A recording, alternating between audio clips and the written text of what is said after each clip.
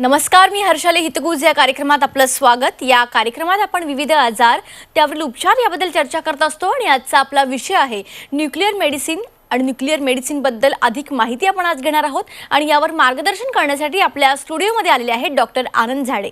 Doctor, स्वागत आहे तुमचं। नमस्कार।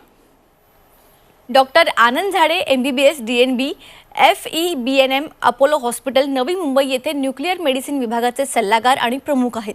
त्यांच्याकडे 11 वर्षांचा अनुभव आहे आणि ते ऑन्कोलॉजिकल इमेजिंग मधील सर्वात अनुभवी न्यूक्लिअर मेडिसिन फिजिशियन आहेत। त्यांनी प्रतिष्ठित Narayan Hrudayalaya institute of medical sciences Bangalore इथून DNB न्यूक्लिअर मेडिसिन केलेला आहे। चला तर मग आता विषयाकडे वळूयात। तर डॉक्टर, सगळ्यात पहिला प्रश्न, आण्विक औषध म्हणजे काय? न्यूक्लिअर मेडिसिन हे एक वैद्यकीय शाखा आहे ज्यात आपण रेडिओॲक्टिव्ह मेडिसिन म्हणजे रेडिएशन एमिट करणाऱ्या औषधांचा वापर करतो। तर या रेडिएशनचा वापर आपण स्कॅनिंगसाठी करतो आणि थेरपी किंवा उपचारासाठी सुद्धा करतो। तर जी रेडिएशन निघतात त्याच्यापासून जे आपण स्कॅन करतो त्या स्कॅनपासून आपल्याला वेगवेगळे अवयव यांच्या फंक्शनिंग कसं आहे त्याबद्दल आपल्याला माहिती मिळते। ते अवयव व्यवस्थित काम करत आहे की नाही, कमी काम करत आहे की नाही किंवा जास्त काम करत आहे की नाही। या व्यतिरिक्त काही ठराविक विशिष्ट आजारांच्या निदानासाठी सुद्धा याचा वापर केला जातो आणि यातून निघणाऱ्या रेडिएशनचा वापर आपण कॅन्सरच्या उपचारासाठी थेरपीसाठी सुद्धा करतो। ओके, आणि सीटी स्कॅनमध्ये रेडिएशनचा वापर केला जातो, मग न्यूक्लिअर मेडिसिन स्कॅन हे सीटी स्कॅन्सपेक्षा कशा पद्धतीने वेगळं आहे सर? हां, तुम्ही म्हटलं ते बरोबर आहे। सीटी स्कॅनमध्ये पण रेडिएशनचा वापर केला जातो आणि न्यूक्लिअर मेडिसिनमध्ये पण रेडिएशनचा वापर केला जातो। तर सीटी स्कॅनपासून मिळणारी माहिती आणि न्यूक्लिअर मेडिसिन स्कॅनपासून मिळणारी माहिती यात फरक आहे। सीटी स्कॅनमध्ये आपल्याला वेगवेगळे अवयव दिसतात, आपल्याला किडनी दिसणार आहे, आपल्याला थायरॉईड दिसणार, असे वेगवेगळे आपल्याला अवयव दिसतात। आपल्याला त्यांची साईज कळते, त्यात सूज आली आहे की नाही कळते, त्यात गाठी आहे की नाही कळते। तर ही जी आपल्याला रचनात्मक माहिती आहे ज्याला आपण स्ट्रक्चरल चेंजेस म्हणतो हे आपल्याला सीटी स्कॅनमध्ये दिसतं। परंतु न्यूक्लिअर मेडिसिन स्कॅनमध्ये आपण त्याचे फंक्शन बघतो, म्हणजे ती जी काही ग्रंथी आपण स्कॅन करतो ती काम व्यवस्थित करत आहे की नाही। आता उदाहरण द्यायचं झालं तर थायरॉईड ग्लँड, आपण सीटी स्कॅनवर आपल्याला थायरॉईड दिसतो, त्याचा आकार दिसतो, त्याची साईज दिसते, पण ती थायरॉईड ग्रंथी जास्त काम करत आहे की कमी काम करत आहे ही माहिती आपल्याला सीटी स्कॅनपासून मिळत नाही। पण न्यूक्लिअर स्कॅन जर आपण थायरॉईड स्कॅन केला तर त्यात आपल्याला ही ग्रंथी नेहमीपेक्षा जास्त काम करत आहे की नाही किंवा कमी काम करत आहे की नाही ही माहिती आपल्याला मिळते। तसंच किडनीचं उदाहरण घ्या, त्यात आपल्याला सीटी स्कॅनवर किडनी दिसते, त्याची साईज कळते, सूज आली आहे की नाही कळते, पण हे किडनीचं जे काम आहे युरिन फॉर्म करणं ते कितपत व्यवस्थित ते करत आहे ही माहिती आपल्याला मिळत नाही। तर जी रचनात्मक माहिती आहे ती आपल्याला सीटी स्कॅन मधून मिळणार आहे। पण न्यूक्लिअरचा जो DTPS स्कॅन करतो आपण, त्या DTPS स्कॅनमधून आपल्याला कळतं की किडनीचं फंक्शन कसं आहे, युरिन प्रोडक्शन नीट होत आहे की नाही, युरिनच्या फ्लोला अडथळा आहे की नाही, ही फंक्शनल माहिती किंवा ही माहिती आपल्याला न्यूक्लिअर मेडिसिनमधून मिळते। त्यामुळे सीटी स्कॅनमधून जी माहिती मिळते ती आपल्याला न्यूक्लिअर मेडिसिन स्कॅन देऊ शकत नाही आणि न्यूक्लिअर मेडिसिनचे जे स्कॅन्स आहे जी माहिती देते ती सीटी स्कॅन देऊ शकत नाही। त्यामुळे एकाच ऑर्गनचे एकाच अवयवाचे अलग अलग पैलू हे स्कॅन्स आपल्याला सांगतात। त्यामुळे हे दोन्ही स्कॅन एकमेकाला पोषक आहे। सर, AC सायन्स आणि थेरपीसाठी जे औषध वापरलं जातं ते समान असतं का? नाही, थेरपीसाठी आणि स्कॅनिंगसाठी जे आपण औषध वापरतो त्यात थोडा फरक असतो। आम्ही जे औषध न्यूक्लिअर मेडिसिनमध्ये वापरतो त्याला आपण रेडिओ फार्मास्युटिकल असं म्हणतो। तर या शब्दाचे दोन घटक आहे, रेडिओ आणि फार्मास्युटिकल। सो जो रेडिओ पार्ट, जो रेडिओॲक्टिव्ह पार्ट आहे त्यातल्या ज्या प्रकारे रेडिएशन निघतात त्याच्यावर ठरवलं जातं की हा आयसोटोपचा वापर आपण स्कॅनिंगसाठी करू शकतो किंवा थेरपीसाठी करू शकतो। आता आपल्याला माहिती आहे रेडिएशन हे 3 प्रकारचे असतात, अल्फा, बीटा आणि गामा। अल्फा आणि बीटा हे रेडिएशन खूप कमी अंतर ट्रॅव्हल करतं, अंदाजे काही मिलीमीटर किंवा 1 सेंटीमीटर, आणि त्याची सगळी एनर्जी ती आजूबाजूला डिपॉझिट केल्यामुळे पेशींचा नाश होतो। त्यामुळे अल्फा आणि बीटा एमिटर जे रेडिओ फार्मास्युटिकल असणार आहे ते आपण थेरपीसाठी वापरतो आणि ज्या रेडिओ फार्मास्युटिकलमधून गामा रेज निघतात ते गामा रेज आपण स्कॅनिंगसाठी वापरतो, कारण गामा रेज हे टिश्यू डॅमेज करत नाही, त्यामुळे थेरपीसाठी याचा वापर करू शकत नाही। पण काही असे आयसोटोप असतात जसं काय I-131 रेडिओ आयोडीन, याच्यात बीटा एमिशन पण असतं, गामा पण असतं, त्यामुळे I-131चा वापर आपण स्कॅनसाठी पण करू शकतो आणि थेरपीसाठी पण करू शकतो। ओके, डॉक्टर आनंद, PET स्कॅन म्हणजे काय आणि सगळ्यात महत्त्वाचं त्याचे काही प्रकार आहेत का? PET स्कॅन म्हणजे आपण त्याला पॉझिट्रॉन एमिशन टोमोग्राफी म्हणतो. तर नावाप्रमाणेच नावातूनच आपल्याला माहिती मिळते की पॉझिट्रॉन एमिशन आहे, म्हणजे याच्यातून जे रेडिएशन निघतं ते पॉझिट्रॉन आहे. पॉझिट्रॉनमधून जे रेज निघतात त्याचा आपण स्कॅनिंगसाठी वापर करतो. आणि टोमोग्राफी म्हणजे स्कॅन. तर पॉझिट्रॉन एमिशन टोमोग्राफीमध्ये आपण जे औषध वापरतो त्यातून पॉझिट्रॉन निघतात आणि त्या पॉझिट्रॉनमधून येणाऱ्या रेडिएशनचा वापर आपण स्कॅनिंगसाठी करतो. तर पॉझिट्रॉन एमिशन टोमोग्राफी हा प्रामुख्याने कॅन्सरच्या निदानासाठी वापरला जातो आणि काही त्याचे अलग वापर पण असतात नॉन कॅन्सरस. तर जे सगळ्यात कॉमनली आपण वापरतो त्याला आपण F18 FDG असं म्हणतो. तर FDG म्हणजे रेडिओॲक्टिव्ह फ्लोरोडिऑक्सी ग्लुकोज आहे. त्याला आपण सिंपल भाषेत आपण रेडिओॲक्टिव्ह ग्लुकोज असंही म्हणू शकतो. तर याचं स्कॅनिंगचा बेसिस काय आहे की कॅन्सर पेशी असतात त्या खूप वेगाने वाढतात. त्यांची ग्रोथ खूप जास्त असते नॉर्मल पेशींपेक्षा. त्यामुळे त्यांची ग्लुकोज रिक्वायरमेंट पण खूप जास्त असते. तर आपण जेव्हा हे F18 FDG डाय पेशंटला इंजेक्शनद्वारे देतो तर ते रक्तातून पूर्ण बॉडीमध्ये स्प्रेड होतं आणि कॅन्सर सेल्समध्ये याचं कॉन्सन्ट्रेशन खूप जास्त प्रमाणात होतं नॉर्मल पेशींपेक्षा. त्यामुळे स्कॅनिंगवर हे आपल्याला एकदम ठळक व्यवस्थित दिसतात. तर FDG स्कॅनचा वापर हा कॅन्सर निदानासाठी करतो आपण. पण काही असे कॅन्सर असतात जे खूप स्लो ग्रोईंग असतात, त्यांची ग्लुकोज रिक्वायरमेंट एवढी जास्त नसते. तर अशा केसेसमध्ये FDG स्कॅनचा फारसा उपयोग होत नाही. तर म्हणून आपण जे मोस्ट कॉमनली वापरतो ते F18 FDG पेट CT स्कॅन वापरतो. आता PET स्कॅन म्हणजे काय तुम्ही सांगितलं, पण हे नेमकं कसं केलं जातं आणि त्याआधी रुग्णांना तुम्ही कोणत्या कोणत्या सूचना देता? तर FDG स्कॅनसाठी आपण पेशंटला कमीत कमी 6 तास उपाशी राहण्यास सांगतो आणि पेशंटला आपण अजून इन्स्ट्रक्शन देतो की सकाळी तुम्ही एक्सरसाइज वगैरे काही फिजिकल ॲक्टिव्हिटी करू नका. पेशंटचं ब्लड शुगर चेक केलं जातं, कारण पेशंटचं फास्टिंग ब्लड शुगर जर 200च्या वर असेल तर स्कॅनची ॲक्युरेसी कमी होते. त्यामुळे पेशंटची शुगर 200पेक्षा कमी असणं खूप आवश्यक आहे. आणि डायबिटिक पेशंटला मी इन्स्ट्रक्शन देतो की तुम्ही आदल्या रात्री डायबिटीसची औषधं घ्या, पण सकाळी उठल्यानंतर तुम्ही डायबिटीसच्या गोळ्या किंवा इंजेक्शन घेऊ नका. आणि डायबिटीसची औषधं न घेता जर त्यांची शुगर 200पेक्षा कमी असेल तर आपण हा स्कॅन करू शकतो. त्यानंतर जर आपण पेट CT स्कॅनमध्ये पेट पार्ट हा असतो प्लस CT पार्ट जो असतो त्याच्यासाठी पण आपण कॉन्ट्रास्ट इंजेक्शन देतो.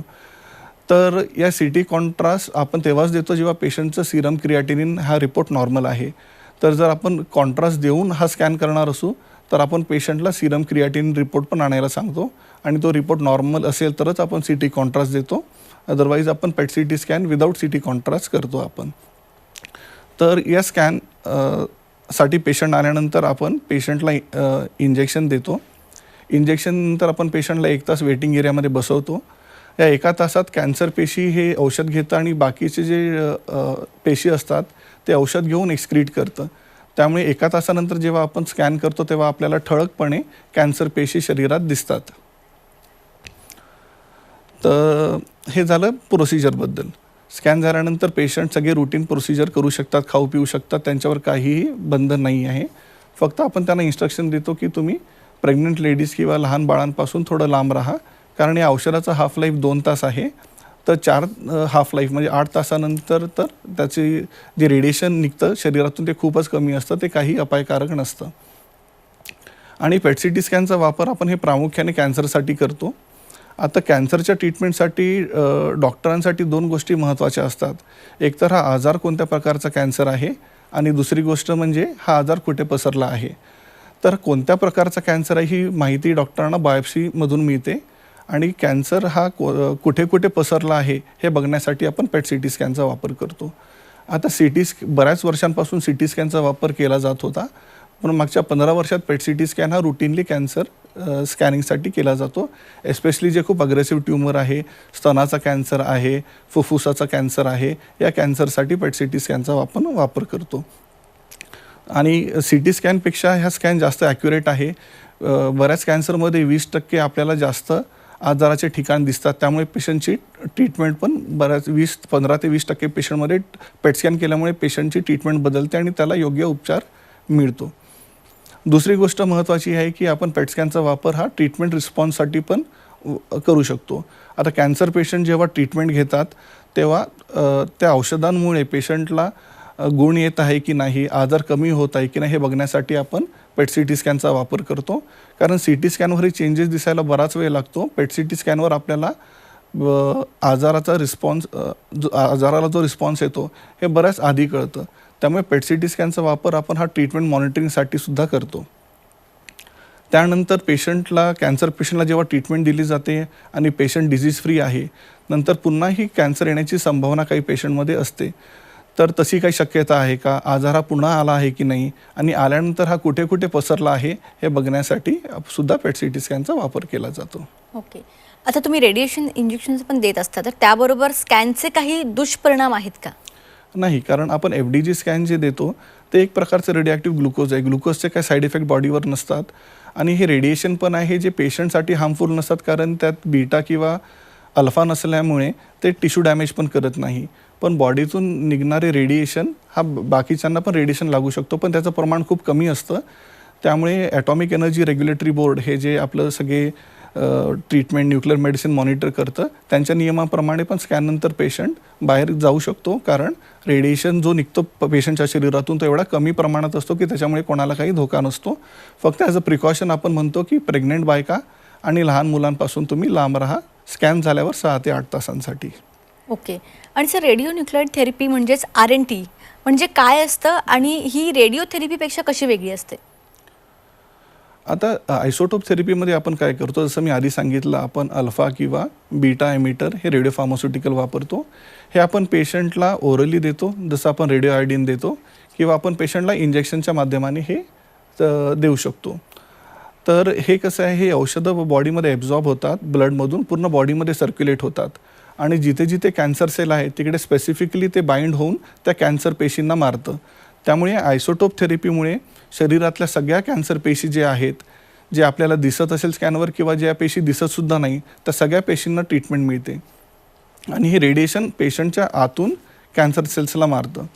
रेडिओथेरपीमध्ये काय होतं, आपण बाहेरून रेडिएशन देतो आणि एका ठराविक भागालाच रेडिओथेरपी दिली जाते. त्यामुळे त्या भागाच्या बाहेर जर कुठे काही आजार असेल त्याला ही ट्रीटमेंट मिळत नाही. तर थोडक्यात सांगायचं तर आयसोटोप थेरपीमधून आपण इंटरनल रेडिएशन निघतं आणि रेडिओथेरपीमध्ये आपण एक्सटर्नल रेडिएशन देतो.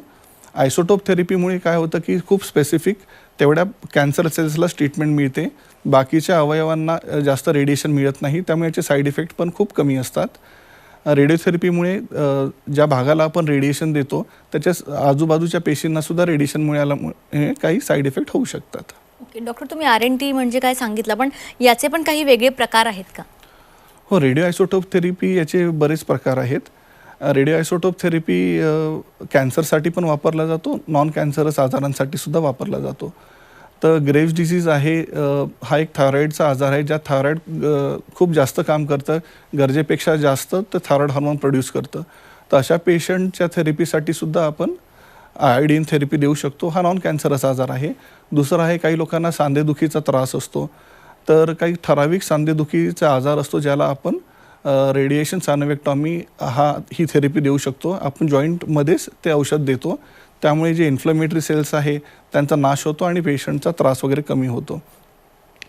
तर कॅन्सरच्या ट्रीटमेंटसाठी सगळ्यात कॉमनली आपण जे वापरतो ते आहे रेडिओ आयोडीन थेरपी. तर रेडिओ आयोडीन थेरपीचं बेसिक प्रिन्सिपल काय आहे की थायरॉईड जे सेल्स असतात, नॉर्मल थायरॉईड सेल, हे आयोडीन कॉन्सन्ट्रेट करतं, कारण त्यांचं काम आहे थायरॉईड हॉर्मोन बनवणं आणि थायरॉईड हॉर्मोन बनवण्यासाठी आयोडीन हे एक रॉ मटेरियल आहे. तर ज्या प्रकारे थायरॉईड सेल्स हे कॉन्सन्ट्रेट करतात, थायरॉईड कॅन्सर सेलसुद्धा हे आयोडीन कॉन्सन्ट्रेट करतं. तर थायरॉईड कॅन्सरची बेसिक ट्रीटमेंट काय असते, पेशंटचं निदान झाल्यानंतर सर्जन पूर्ण टोटल थायरॉईड ग्रंथी काढून टाकतात, तर त्याला आपण टोटल थायरॉइडेक्टॉमी म्हणतो. आणि टोटल थायरॉइडेक्टॉमीनंतर पण काही सूक्ष्म पेशी गळ्यात राहू शकतात जे आपल्या नजरेला दिसत नाही किंवा बऱ्याच वेळा स्कॅन्सवर पण पिकअप होत नाही. तर त्या छोट्या पेशींना मारण्यासाठी आपण हा रेडिओॲक्टिव्ह आयोडीन थेरपी देतो. या थेरपीसाठी ऑपरेशन झाल्यानंतर अंदाजे 1 महिन्यानंतर आपण ही थेरपी देतो. या मधल्या काळात आपण पेशंटला थायरॉईड रिप्लेसमेंटसाठी थायरॉईडच्या गोळ्या देत नाही आणि ही थेरपी जास्त इफेक्टिव्ह होण्यासाठी आपण पेशंटला म्हणतो की तुम्ही लो डोस आयोडीन डाएट घ्या. तो लो डोस आयोडीन डाएट आणि थायरॉईडच्या गोळ्या न घेतल्यामुळे ही थेरपीचा प्रभाव खूप जास्त वाढतो, त्याची इफेक्टिव्हिटी वाढते. इफेक्टिव्हनेस वाढतो आणि एका महिन्यानंतर आपण पेशंटला ॲडमिट करतो. तर हायडोस आयोडीन थेरपीसाठी रेग्युलेटरी रिक्वायरमेंट्स आहे. एका ठराविक विशिष्ट आयसोलेशन वॉर्डमध्येच आपण पेशंटला ॲडमिट करू शकतो आणि ते पण ARB रेग्युलेटेड आहे. ARBने अप्रूव्ह केलेल्याच फॅसिलिटीमध्ये आपण ही थेरपी देऊ शकतो. त्यामुळे ही फॅसिलिटी खूप कमी ठिकाणी अवेलेबल आहे भारतात. तर पेशंटला आपण ॲडमिट करतो आणि हे जे रेडिओ ॲक्टिव्ह आयोडीन आहे हे आपण त्याला ओरली प्यायला देतो. ओरली पिल्यानंतर मग हे पोटातून ॲब्झॉर्ब होतं आणि शरीरात जिथे जिथे कॅन्सर सेल्स आहे तिकडे तिकडे ते लोकलाइज होऊन त्या पेशींना मारून टाकतं. तर या थेरपीमुळे काय होतं की जे कॅन्सर सेल्स आहेत ते मरतात. हा आजार पुन्हा येण्याची शक्यता पण खूप कमी होते आणि जर निदान झाल्यावरच जेव्हा निदान होतं सुरुवातीला तेव्हा जर आजार बऱ्याच ठिकाणी पसरला आहे लंग्समध्ये बोन्समध्ये तर या आजाराला आटोक्यात ठेवण्यासाठी सुद्धा या थेरपीचा उपयोग होतो. ओके.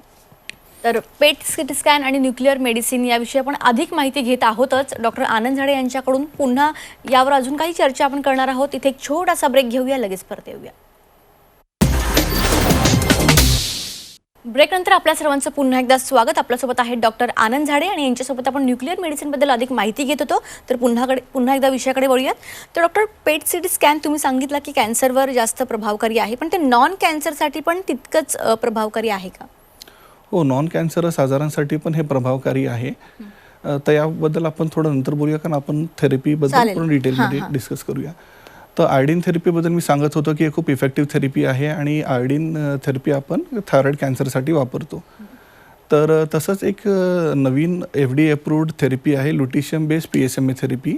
हे 1 वर्षापूर्वीच FDA अप्रूव्ड झालं आहे आणि या थेरपी साठी ही थेरपी बेसिकली कॅन्सर प्रोस्टेटच्या पेशंटसाठी दिला जातो. त्या थेरपीसाठी पेशंटला ॲडमिट व्हायची आवश्यकता नसते. ही एक OPD बेसिस थेरपी आहे. आपण डे केअर प्रोसिजर म्हणून पण पेशंटला ट्रीटमेंट देऊ शकतो. तर हा स्पेसिफिकली जो आहे मॉलिक्यूल हा प्रोस्टेट कॅन्सरसाठीच वापरला जातो कारण PSMA आहे प्रोस्टेट स्पेसिफिक मेम्ब्रेन अँटीजन. हा स्पेसिफिकली प्रोस्टेटच्या कॅन्सर सेल्सला जाऊन बाइंड करतं. त्यामुळे आपण जेव्हा ही थेरपी देतो तर ही थेरपी आपण पेशंटला इंजेक्शनच्या माध्यमाने देतो आणि ब्लडमधून जिथे जिथे कॅन्सर पेशी आहे प्रोस्टेटच्या तिकडे तिकडे हे आयसोटोप रेडिओ फार्मास्युटिकल बाइंड होतं आणि बीटा एमिशनद्वारे ते कॅन्सरचा नाश करतो. तर ही थेरपी आहे आपण युजली 6 सायकल देतो आणि 2 सायकलमध्ये आपण शक्यतो 1.5 महिन्याचा गॅप ठेवतो. तर या थेरपीमुळे खूप चांगले रिस्पॉन्स आले आहेत. पेशंटला ज्यांना खूप पेन होत होतं पेन कमी होतं आहे, ट्युमर मार्कर्स कमी होतात आणि या थेरपीमुळे पेशंटचं आयुष्य पण खूप वाढतं. तर ही खूप प्रॉमिसिंग थेरपी आहे कारण ही थेरपी सध्या तरी अप्रूव्ड आहे. जेव्हा इनिशियली प्रोस्टेट कॅन्सर डायग्नोज होतो, नंतर हॉर्मोन रेझिस्टंट स्टेज डिटेक्ट होतं, त्याच्यानंतर किमोथेरपी देतो. हे सगळे थेरपीज फेल झाल्यानंतर as a last resort as of now आपण PSMA थेरपीचा वापर करतो. ओके. ते नॉन कॅन्सर विषयी तुम्ही सांगणार होतात. हां, तर पेट स्कॅन आपण वापरतो प्रामुख्याने हे कॅन्सर निदानासाठी आणि कॅन्सरचा आजार किती पसरला कुठे पसरल्यासाठी, पण याचा वापर आपण नॉन कॅन्सरस आजारासाठी सुद्धा करतो. ओके. तर एक मेडिकल कंडिशन आहे पायरेक्शिया ऑफ अननोन ओरिजिन. यात काय होतं की पेशंटला ताप येतो आणि डॉक्टरांनी बरेच टेस्ट केले तरीही आपल्याला निदान होत नाही की हा आजार कशामुळे झाला, इन्फेक्शन शरीरात कुठे आहे ज्याच्यामुळे पेशंटला ताप येतो आहे आणि बरेच स्कॅन्स करून सुद्धा आपल्याला इन्फेक्टिव्ह फोकस कुठे आहे बॉडीत हे काही कळत नाही. तर त्यासाठी आपण हा पेट स्कॅन करतो आणि 50 ते 60% अशा पेशंटमध्ये स्कॅन केल्यावर आपल्याला इन्फेक्शन कुठे आहे हे कळतं. ओके. डॉक्टर, या उपचारांचे काही दुष्परिणाम आहेत का, थोडक्यात सांगायचं? आयसोटोप थेरपीचे दुष्परिणाम जास्त नाही आहेत. आयोडीन थेरपीसाठी जे आपण औषध देतो त्यामुळे काही पेशंटला मळमळल्यासारखं वाटू शकतं आणि काही पेशंटचे गाल थोडे दुखू शकतात. या व्यतिरिक्त मेजर साईड इफेक्ट तरी काही पेशंट्सला होत नाही. तर ओव्हरऑल याचे साईड इफेक्ट्स खूप कमी आहे. PSMA थेरपीमध्ये आपण जे आयसोटोप देतो त्यामुळे ब्लड काउंट्स 10% पेशंटमध्ये कमी होऊ शकतात. तर म्हणून आपण थेरपीनंतर पेशंटचं ब्लड मॉनिटरिंग करतो आणि दर थेरपीच्या अगोदर आपण पूर्ण ब्लड वर्कअप करतो. 4 सायकल दिल्यानंतर काही पेशंटमध्ये ड्रायनेस ऑफ माउथ हे साईड इफेक्ट्स येऊ शकतात, पण मेजर साईड इफेक्ट्स तरी काही नाही आहे थेरपीचे. ओके, धन्यवाद. तुम्ही या ठिकाणी आलात, खूप चांगलं मार्गदर्शन आमच्या प्रेक्षकांना केलं, त्यासाठी तुमचे मनापासून धन्यवाद. धन्यवाद. तर न्यूक्लिअर मेडिसिन आणि त्याबरोबरच पेट सिटी स्कॅन याबद्दल योग्य असं मार्गदर्शन या ठिकाणी डॉक्टर आनंद झाडे यांनी केलेलं आहे. अधिक माहितीसाठी स्क्रीनवर जे नंबर दिसत आहेत त्यावर तुम्ही कॉन्टॅक्ट करू शकता. कार्यक्रमात आता वेळ झाली आहे इथेच थांबण्याची. नमस्कार.